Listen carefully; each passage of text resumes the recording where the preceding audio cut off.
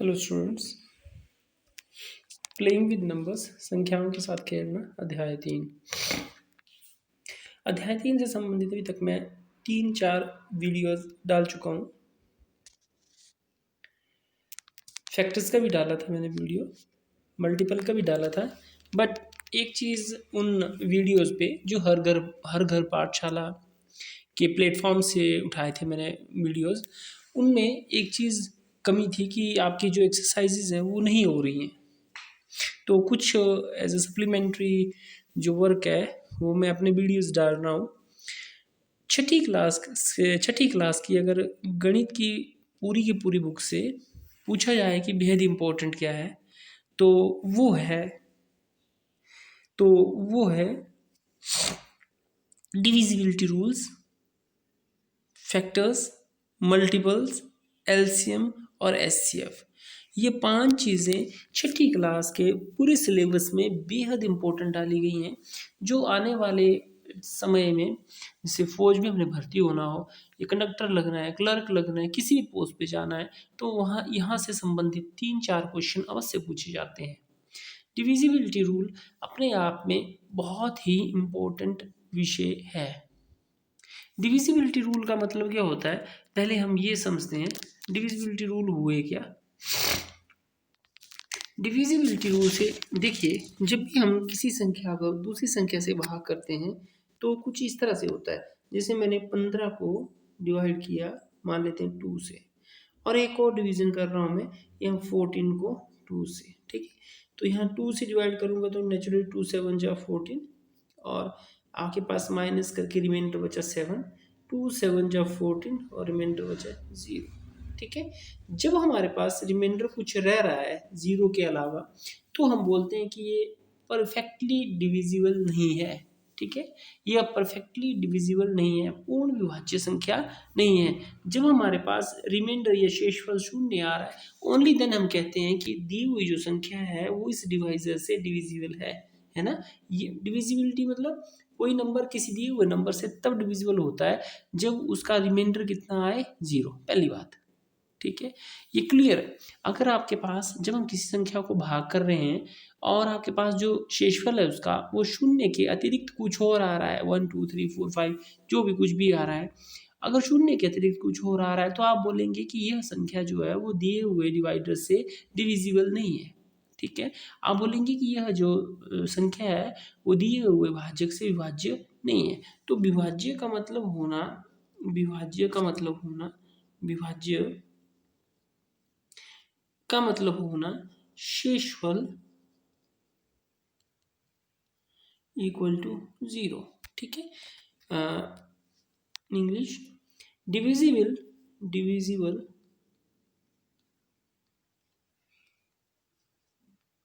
का मतलब है कि रिमाइंडर जो है वो कितना है, रिमाइंडर इक्वल टू 0। ये मोस्ट इंपॉर्टेंट लाइन है, ठीक है।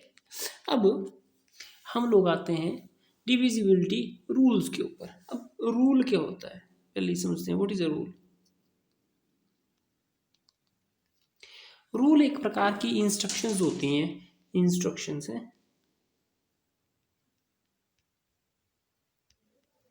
कैसी इंस्ट्रक्शंस? जैसे सड़क में हम चलते हैं तो बोलते हैं कीप लेफ्ट, ठीक ठीक है ना, कीप लेफ्ट। अगर आप लेफ्ट में चलोगे तो ड्राइवर का जो मुंह होगा वो भी आपकी तरफ होगा, ठीक है। और उस दशा में एक्सीडेंट होने के चांसेस बिल्कुल कम होते हैं। अब आपसे ये पूछा जाए कि क्यों कीप लेफ्ट, तो वो एक रूल है, ठीक है, वो एक नियम है। तो जैसे पाठशाला हमने जाना है तो हमें यूनिफॉर्म पहन के आना पड़ता है, वो एक नियम है, ठीक है। तो जैसे सूर्य सुबह ही उदय होता है, शाम को ही अस्त होता है, ये भी एक यूनिवर्सल ट्रूथ है, ठीक है। तो रूल का मतलब होता है एक इंस्ट्रक्शंस, है ना, इंस्ट्रक्शंस भी ऐसा ऐसा आपने करना है। तो डिविजिबिलिटी के जो डिविजिबिलिटी रूल्स क्या होंगी, इंस्ट्रक्शंस होंगी कुछ, ठीक है। कुछ आपको क्या होंगी, एक एक इंस्ट्रक्शंस दी होंगी आपको, एक कुछ बातें बताई गई होंगी भी ऐसा करेंगे तो ऐसा होगा। ठीक है।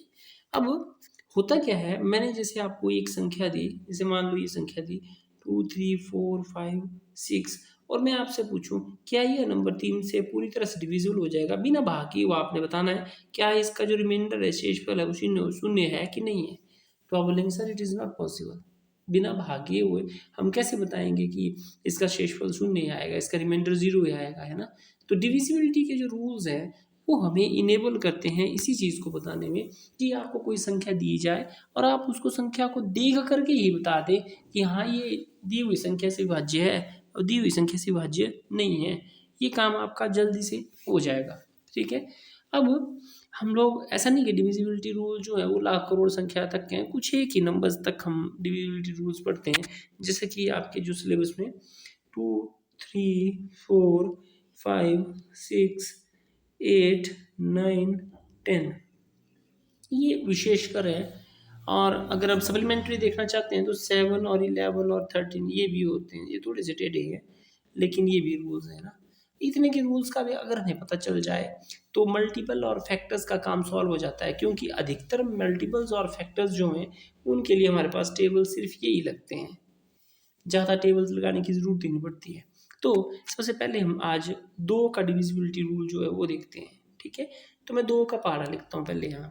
2 1 जा 2, 2 2 जा 4, 2 3 जा 6, 2 4 जा 8, 2 5 जा 10। एक भूल गया था पीछे में, 2 0 0 भी होता है। ठीक है। उसके बाद 2 6 जा 12, 2 7 जा 14, 2 8 जा 16, 2 9 जा 18, 2 10 जा 20।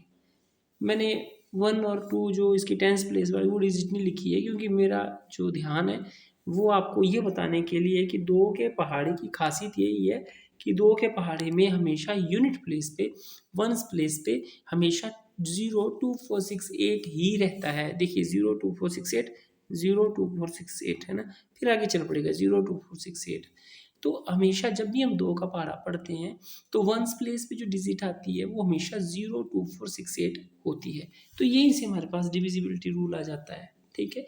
क्या कि कोई भी नंबर जो होगा वो 2 से डिविजिबल होगा यदि उसके जो वंस प्लेस पे डिजिट है वो 0 2 4 6 8 है। आई होप आपको समझ आई होगी बात।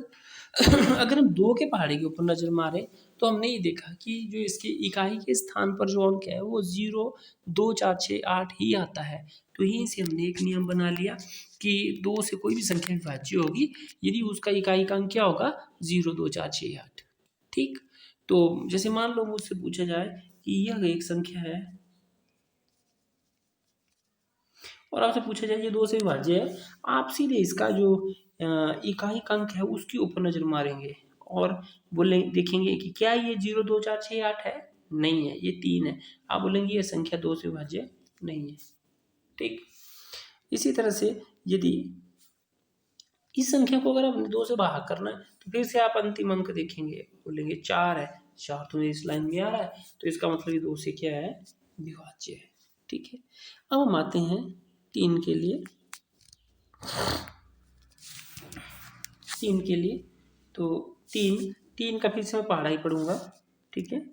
तो 3 1 जा 3, 3 2 जा 6, 3 3 जा 9, 3 4 जा 12, 3 5 जा 15, 3 6 जा 18, 3 7 जा 21, 3 8 जा 24। ठीक है। चलो इतने से देखते हैं। यहाँ 3, यहाँ 6, यहाँ 9, कोई पिछले अंक जो है उनका तो कोई पैटर्न है नहीं, लेकिन अंकों का जोड़ करके देखते हैं। फिर से 3 6 9, 3 6 9, इस तरह से आएगा। आप देखेंगे कि 3 के टेबल में, जो 3 का जो टेबल होता है उसके टेबल में एक बड़ी खास बात आती है कि हमेशा जो डिजिट्स का सम है, जो अंकों का योग है, वो 3 के टेबल में आता है वो। ठीक है। तो आप लिखेंगे क्या इसमें, सम ऑफ डिजिट्स डिविजिबल बाय 3। तो फॉर एग्जांपल आपसे पूछा जाए कि आपसे पूछा जाए कि ये क्या ये नंबर जो है वो 3 से डिविजिबल है, आप कुछ नहीं करेंगे, फटाफट आप इसके जो डिजिट्स हैं उनका सम करेंगे, मतलब 5 जमा 3 जमा 7 जमा 6 जमा 1 जमा 8, और देखना कितना है, 5 3 8, 8 7 15, 15 6 हुई 21, 21 और 1 22, 22 और 8 कितने हुए 30। अब देखना है कि क्या ये 30 जो है वो 3 के पहाड़े में आता है, बिल्कुल, 3 10 जा 30। तो इसका मतलब ये हुआ कि ये जो गिवन नंबर है वो 3 से क्या है, डिविजिबल, 3 से डिविजिबल है ये, ठीक है। अब हम आते हैं 4 के पहाड़े के लिए। 4 का डिविजिबिलिटी रूल और 8 का और 2 का, ये डिविजिबिलिटी रूल्स बड़े अच्छे डिविजिबल रूल है। इसके लिए हम लोग देखते हैं इकाई का अंक, 2 0 2 4 6 8, और यहाँ हम देखते हैं 2 अंक होने चाहिए 4 से विभाज्य होने के लिए, जो अंतिम 2 अंक है वो विभाज्य होने चाहिए। कोई संख्या दी हुई है तो उसकी लास्ट 2 डिजिट्स, इसमें लास्ट 1 डिजिट है, इसमें लास्ट 2 डिजिट्स, ये 2 अंक जो होने चाहिए वो 4 से विभाज्य होने चाहिए। किसी भी संख्या के यदि अंतिम 2 अंक 4 से विभाज्य हैं तो वो संख्या 4 से विभाज्य होती है, ठीक है। 8 के लिए 3 अंक,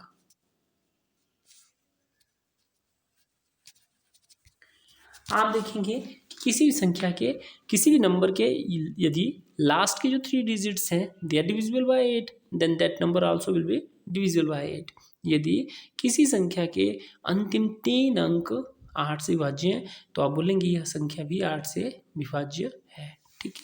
तो एक दो एग्जांपल करते हैं इसकी, जैसे हमारे पास एक संख्या दी हुई है, आपसे पूछा जाए क्या ये संख्या 2 से विभाज्य है, अंतिम अंक, हाँ जी है। क्या ये 4 से विभाज्य है, अब 68, तो क्या 68 जो है वो 4 के टेबल में आता है, बिल्कुल आता है। 17 4 जा 68, तो आप बोलेंगे ये 4 से विभाज्य है। अब पूछा जाए कि क्या ये 8 से विभाज्य है, तो देखिए 8 7 जा 56, 8 1 जा 8, मतलब 71 8 जो होते हैं 5 5 6 8, तो आप बोलेंगे हाँ जी यह 8 से भी डिविजिबल है, ठीक। अब आते हैं इसके बाद हम लोग 5 का डिविजिबिलिटी रूल।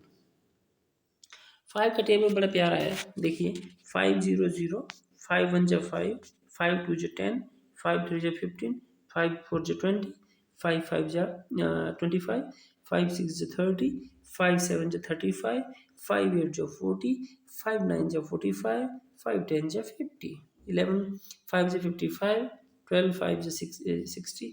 तो अगर आप देखेंगे कि जो 5 के पहाड़े में जो यूनिट प्लेस पे डिजिट्स हैं वो हमेशा 0 और 5 ही होती हैं।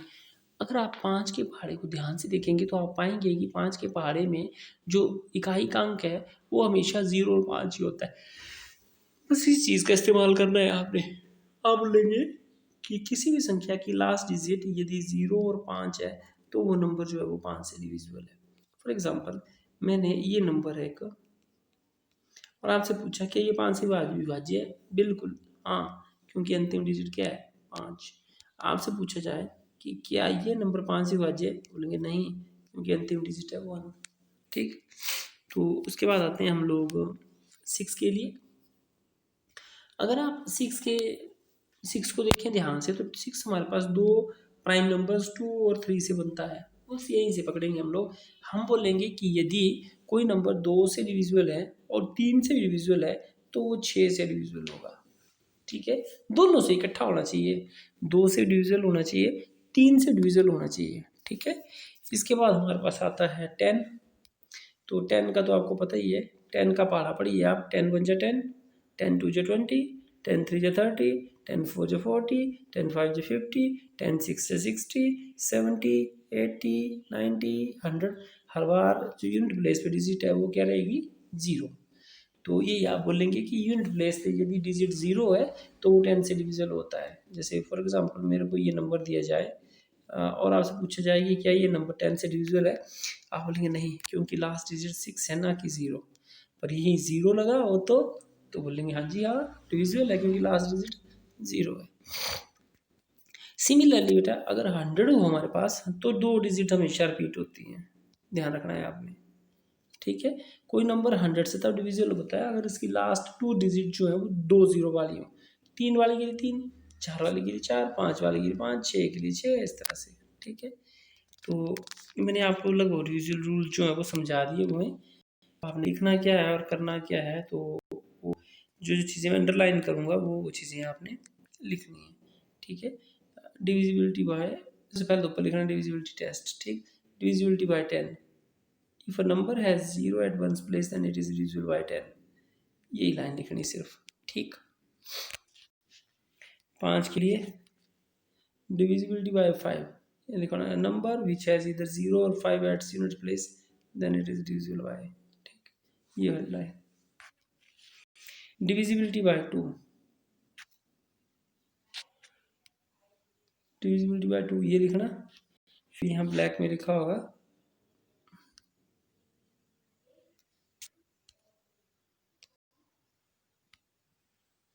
नंबर इज डिविजिबल बाय, ये है ना। ठीक, उसके बाद 3 के लिए, और ये लिखा है इसमें ना सम ऑफ ये पूरा। ठीक, क्या हो गया, 3 के बाद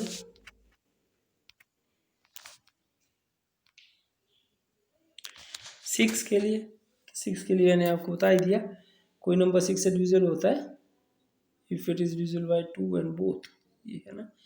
4 के लिए last with 3, that number with 3 और more digit is divisible by 4 if the, आगे लाइन देख लेना इसमें कि इफ इस last 2 digits are divisible by 4। और इसी तरह से हमारे पास आता है 8, 8 के लिए डिविजिबिलिटी का। ठीक है, अच्छा 9 का रह गया, 9 का भी सेम जो 3 वाला ही है, सम ऑफ डिजिट्स, सम ऑफ जो अंकों का जो योग है वो 3 से भाज्य होना चाहिए। ठीक है, तो इस तरह से हमारे पास ये डिविजिबिलिटी रूल्स हैं जो ख़त्म होते हैं। अब आज के लिए आपने ये डिविजिबिलिटी रूल्स लिखने हैं और याद करने हैं, कल हम इसके कुछ क्वेश्चंस करेंगे। ठीक है।